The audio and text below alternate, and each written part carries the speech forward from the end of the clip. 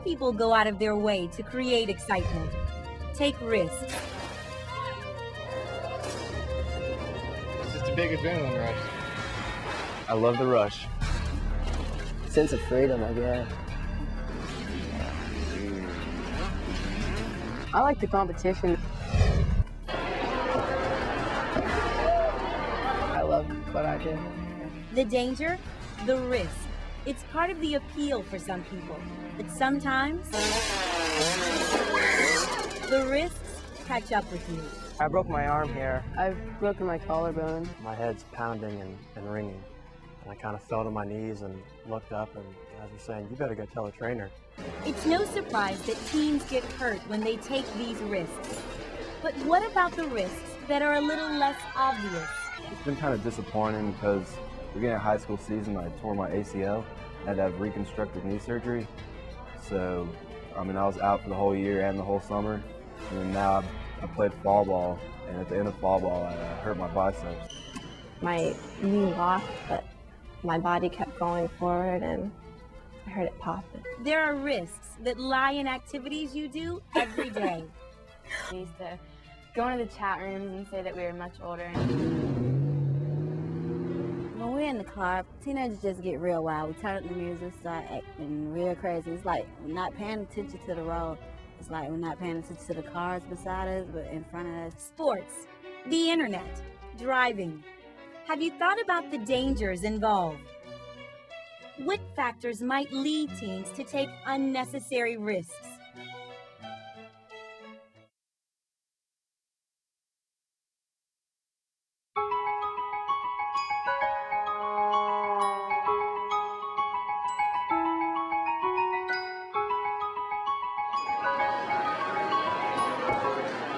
Jordan is a competitive cheerleader, and she's had her share of injuries.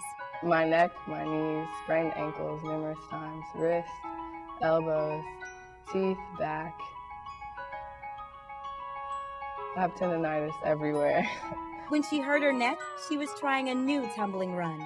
I was doing a round off deck handspring double full, and I attempted this. I thought I could do it, but I've been doing it before, and I over-rotated. I was about 10 feet high or more. Over-rotated and landed right on my neck. But, she says, it's all part of the sport, part of pushing yourself to get better and reach higher. And taking those kinds of risks can be positive, especially when you take precautions, like using a spotter. That's the only reason why I would try a new trick with a spot.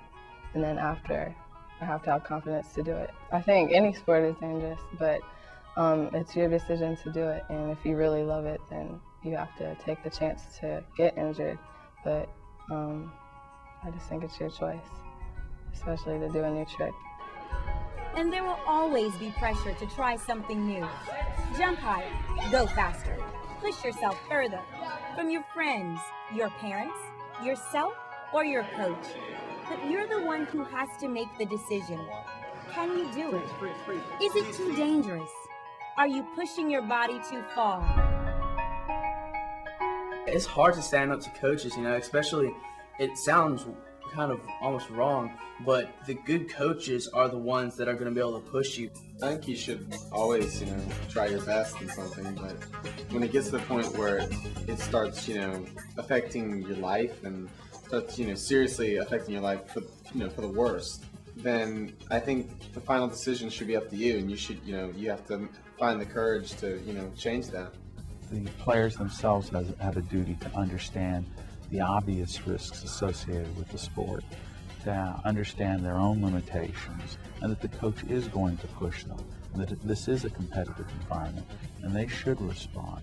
But at some point in time, if they just feel uncomfortable, they feel that they cannot do it, they have the power to say no. Remember, you have to decide what you're comfortable with. And sometimes you might have to stand up to coaches, parents, or friends who are pushing you too far. It's our responsibility to take care of ourselves and to live a safe life. I think it's all up to you if you do it. I think you should take charge. In sports or anywhere else, your decisions are your own responsibility. even when it comes to something that doesn't seem risky at all. But I've been in chat rooms before, and almost the first thing they ask is, how old are you? Where do you live? What are you into? It's kind of offensive that they would come at you in that kind of way, and you don't know this person at all. It happens all the time. It's almost unbelievable how many people are out there every day searching in chat rooms for children. Kylie understands just how easy it is for someone to come into your home through the internet. When she was 13, she met a man in a chat room. He was 47. Like, there's no sexual things involved. I mean, we didn't talk about that stuff. We just talked about my father and how home life was going. Before long, they agreed to meet here, a nearby convenience store. She got into his car. She thought they were just going to talk. Instead, he drove her to a parking lot. And then he threw me in the back and raped me. Yeah. According to the court records, Kylie says the man took her to his house and held her there for 2 weeks. She was locked in a room, which had a computer. She was afraid to send an email because she thought the man would find out. So she tried something else. I logged on and off repeatedly on my all poetry site, trying to get someone to notice that, hey, things aren't okay. The poetry website was her favorite. The website shows which members are online. So by logging on and then quickly logging off, she hoped someone would notice. Kylie's mother did notice. So she called the head of an internet watchdog group near her hometown. And immediately, I knew what happened. We got the information from Kylie's mother on the 11th, and she was recovered on the 12th, late night. The computer, the very tool a criminal had used to lure her away, helped save Kylie. The internet investigator and the police traced the computer's IP address and got the address of the house where Kylie was being held. She was rescued. The man who abducted her was arrested and charged with kidnapping and rape. Kylie knows now she made a mistake, one other teens can learn from. There are bad people out there, and you can't say things, you can't meet these people because there are consequences to that. It's not that Kylie shouldn't have been on the computer at all. It's where she went on the net and what information she shared. It takes some degree of maturity to say, maybe I shouldn't spill my soul, my heart and soul out to this person who I do not know. And then again, it leads to that familiarity, it leads to that trust without any kind of safety, no kind of barrier. The internet allows predators to create a false sense of familiarity and safety. Because it allows them to get in and say, well, I know you're having a hard time, and I know your mom doesn't understand you, and your dad's not there, but I'm here and I can listen to you and I'll help you solve all your problems, and we can be the best friends. A few simple rules can keep you safe on the internet. Stay away from chat rooms, or only message people you know already. Never give out personal information or create an online profile.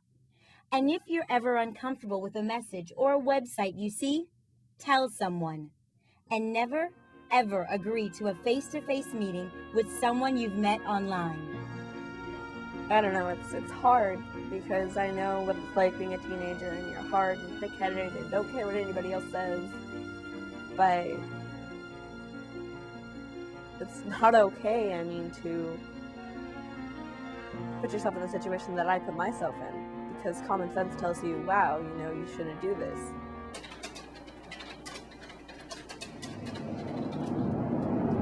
Just like computers, cars are a part of our lives we've come to depend on. We use them every day, and they can be even more dangerous than surfing the internet.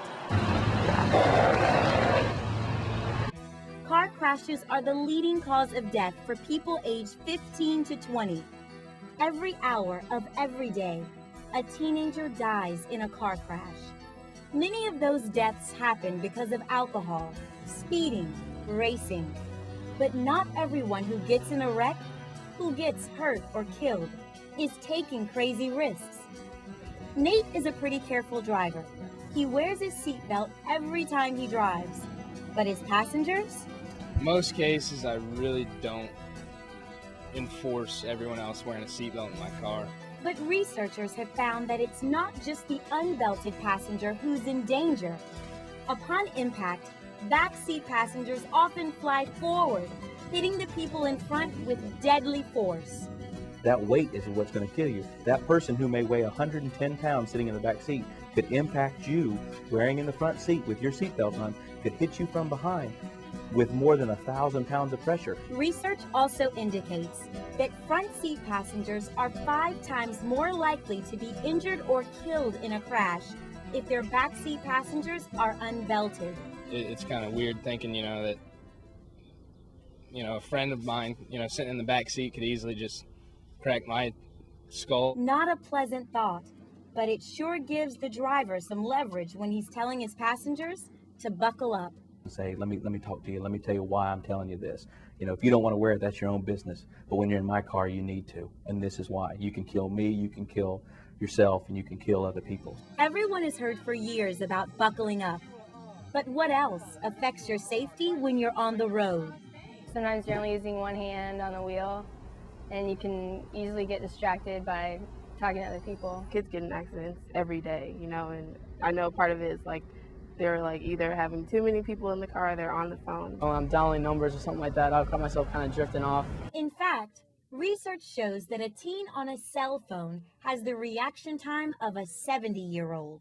Because you don't pay attention more to the road. I've almost gotten in an accident once because I was talking on the phone. Yeah, sometimes before I'll swerve or something. Because your focus, your full attention not there when you're doing other stuff. The center of the brain that we call upon for decision making, like in driving, and also communicating is pretty much the same center. So it's as if talking on the cell phone and driving are, both of those activities put demand on the same center of the brain. Yeah, I get really, my friend's telling me an exciting story, I'll get really, really excited, and if something pulls out in front of me, I just usually, I'll slam on the brakes, or so I'll be paying more attention to my friends than to the road. It's been estimated that in every mile that you drive, that you make approximately 200 decisions as a driver. And so if you're talking on the cell phone, those are 200 decisions that you probably are not making as a driver because your mind is on the conversation. Research shows that on average, using your cell phone while driving reduces your reaction time by 18%. I think it's very significant because when you think of it, I think teenagers are more prone to be risky drivers to begin with. So one of the saving graces is they have excellent reaction time. And this is one of their strengths, and we're taking it away with them being on the phone. The simple advice? If you have an important call to make it ahead of the getting in the car or starting the car up. You should have your priorities when you're in a car, and the phone shouldn't be your first priority like driving safely should be.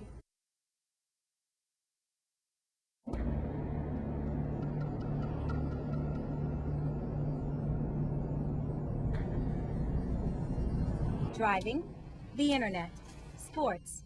There are potential dangers everywhere. So what can you do?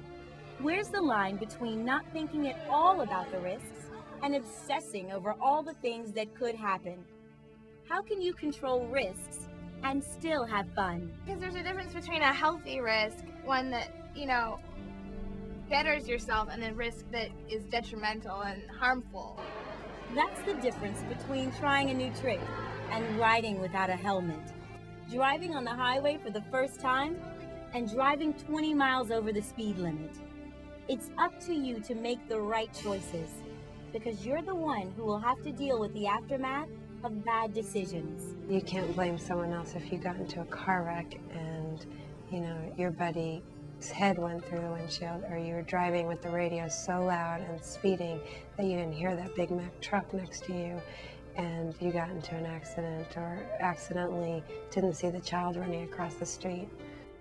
I mean, there's sports, there's rock climbing, there's stuff like that is within a boundary of being safe. Because sometimes you take for granted how much people love you until you're gone. And if you could, step out and take a look at what you put them through, you would never in your life have done anything to harm yourself. List 5 precautions you take to minimize risks in your everyday life.